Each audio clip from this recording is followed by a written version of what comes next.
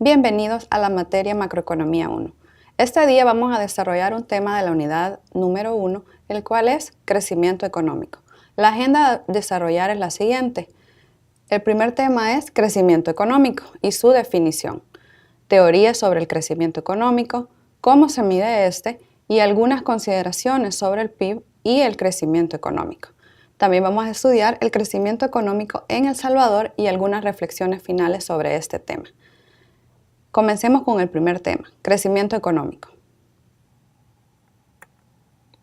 El crecimiento económico es uno de los grandes problemas que estudia la macroeconomía.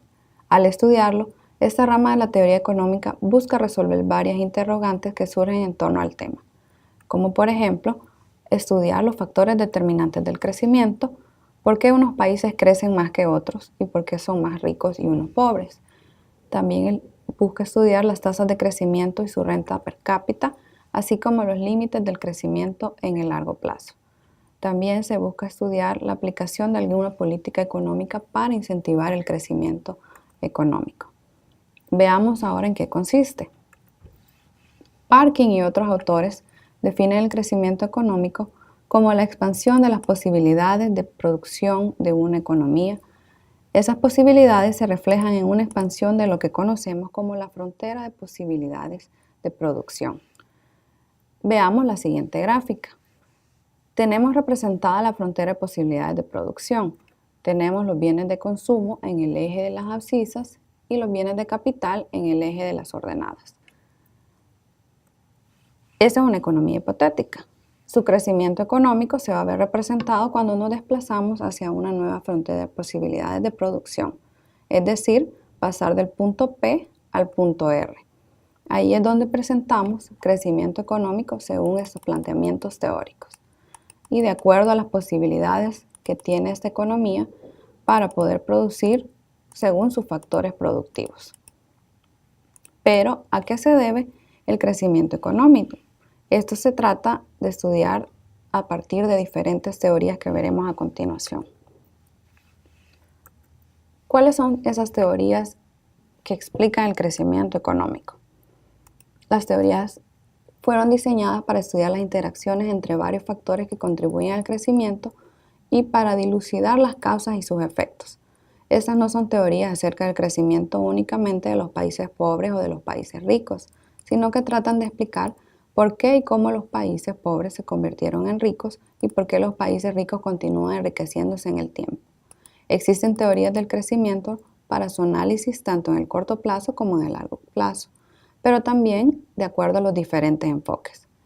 Por ejemplo, las teorías clásicas del crecimiento económico, teorías neoclásicas y las teorías nuevas del crecimiento económico. Veamos brevemente en qué consiste cada una de ellas. En general nos preguntamos, ¿qué teoría es la correcta?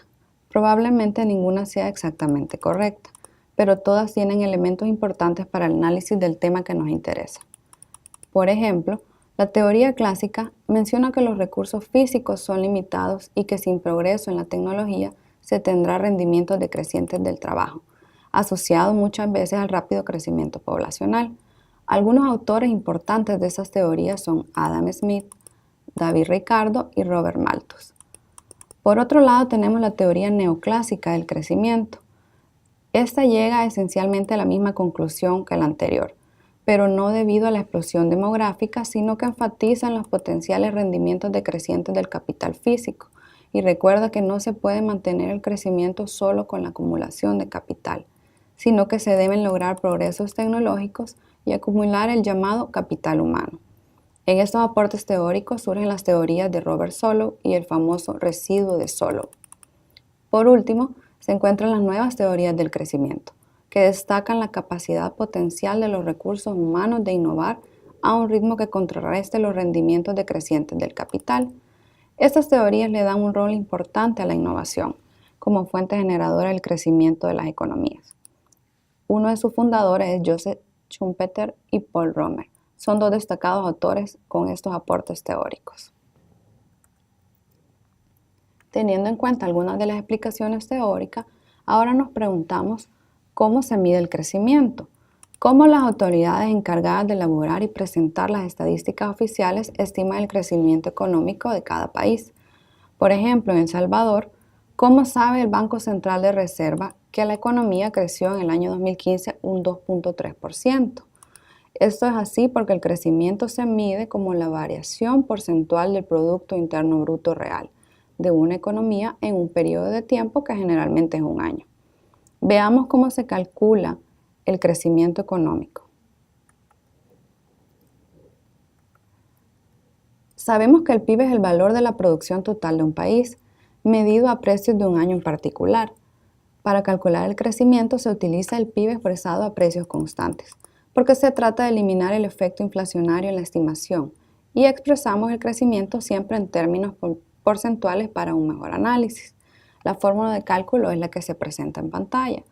La variación porcentual del PIB, es decir, el crecimiento económico, va a estar expresado como el PIB del año que nosotros queremos calcular o el año actual, menos el PIB del año anterior, todo eso dividido entre el PIB del año anterior, que aquí lo representamos como T menos 1. Y eso lo multiplicamos por 100. ¿Por qué por 100? Porque preferimos expresar los datos en tasas y no en términos absolutos para poder realizar un mejor análisis. Pero ¿cómo vamos a utilizar esta fórmula para calcular con datos reales? Vamos a ver ahorita un ejemplo para que nos quede más claro. Por ejemplo, de acuerdo al BCR, en el año 2016, el PIB real de El Salvador fue de 10.224.28 millones y en el 2015 fue de 9.987.92 millones. ¿A cuánto ascendió el crecimiento económico en ese año o en el 2016? Usando la fórmula vamos a ver, el crecimiento del 2016 lo calculamos como el PIB real del año que queremos calcular, o sea 2016, menos el PIB real del año 2015. Dividido todo eso entre el PIB real del 2015 y el resultado lo multiplicamos por 100 para obtener una tasa. Entonces, con los datos que tenemos en el ejemplo, tendríamos un crecimiento del 2016 de los 10.224.28 millones menos 9.987.92 millones, dividido todo eso entre 9.987.82 por 100, nos da un crecimiento del 2.36%. Este 2.36% significa que en el 2016 la producción real de bienes en la economía aumentó en esa tasa. En términos absolutos, equivale a 236.36 millones. Pero veamos, si ya sabemos cómo se mide el PIB, hay que tener algunas consideraciones importantes sobre este a la hora de calcularlo.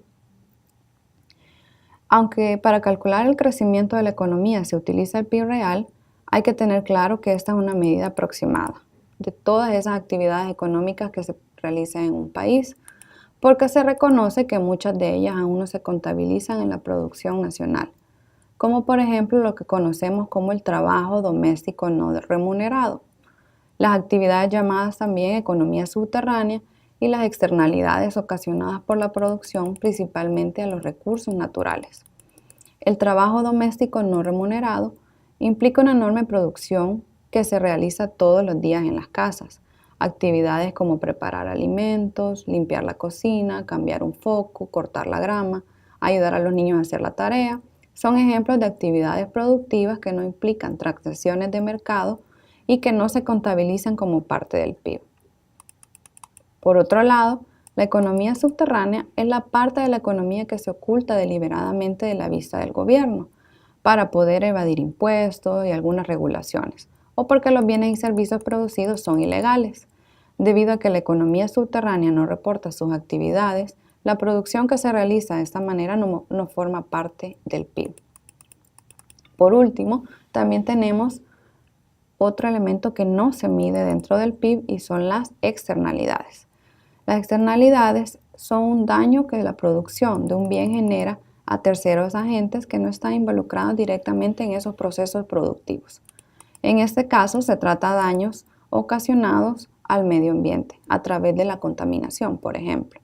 En el PIB no contabilizamos contaminaciones de ríos, de lagos, contaminación del aire, ni la tala indiscriminada de árboles, que si lo contabilizáramos, eso al contrario nos reduciría en términos de valor nuestra producción.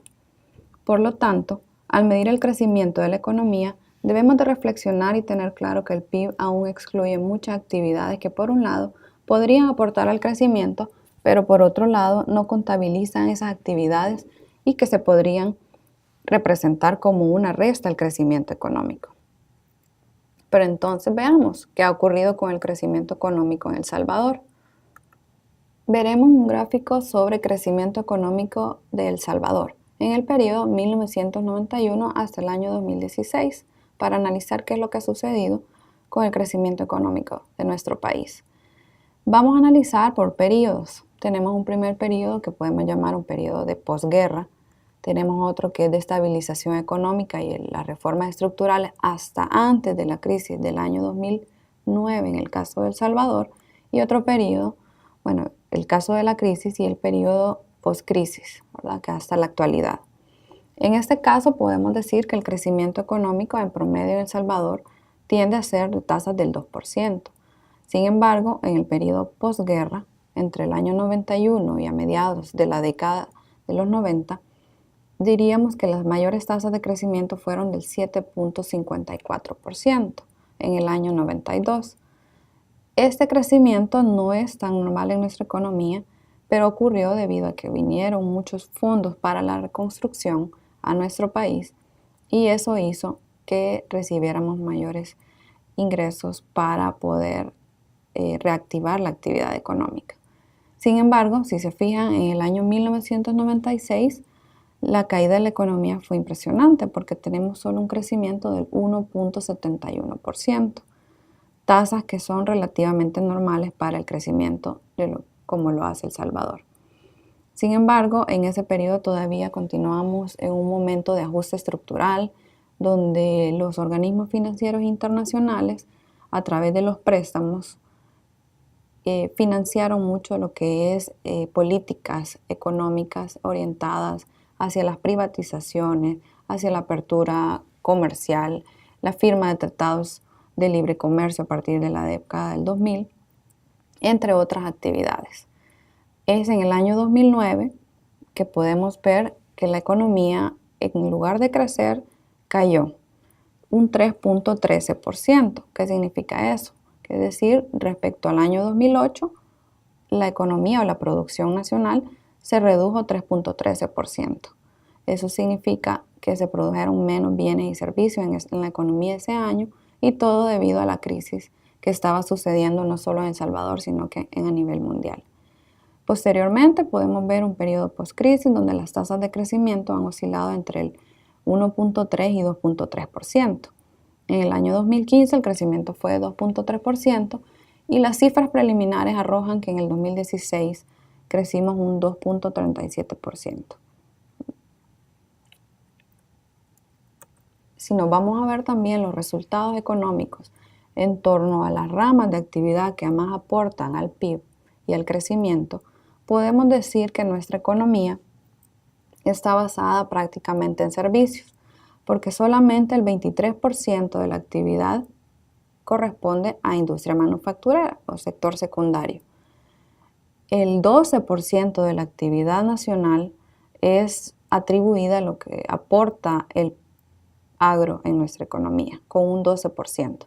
El resto de actividades son actividades de comercio y servicios. Por eso decimos que El Salvador es predominado por una actividad de comercio y servicios en detrimento de actividades como lo que es el agro y la industria. Veamos algunas consideraciones finales sobre el crecimiento económico. Primero, crecimiento no es igual a desarrollo. En este caso podemos decir el crecimiento económico está netamente vinculado a lo que es la producción, mientras que el desarrollo económico implica términos como ver el tema de la desigualdad, la pobreza, la educación, la salud, el tema de acceso a servicios básicos, el tema de garantizar también el medio ambiente. Entonces, crecimiento es indudablemente diferente a desarrollo económico. Por otro lado, también tenemos el tema del ahorro. El ahorro juega un papel esencial en el crecimiento. Generalmente las economías más grandes y las economías que crecen lo hacen porque tienen ahorro suficiente para poder financiar lo que son inversiones importantes en sus países. En el caso de El Salvador, nos damos cuenta que es una economía que tiene poca posibilidad de ahorrar porque estamos basando nuestra dinámica económica en el consumo, por lo tanto, el crecimiento económico es muy pobre. Otro tema importante son las tasas de pobreza y la alta desigualdad en la distribución de la renta, que parecen estar relacionadas negativamente con el crecimiento económico. Esto significa que aunque crezca una economía, no necesariamente se están eliminando las tasas de pobreza y la mala distribución de la riqueza. Y por último, tenemos el tema del crecimiento en relación a los recursos naturales. Las últimas décadas hemos estado creciendo basándonos en el deterioro de los recursos naturales, lo cual no puede continuar así. Esto ha sido todo por hoy. Muchas gracias por su atención.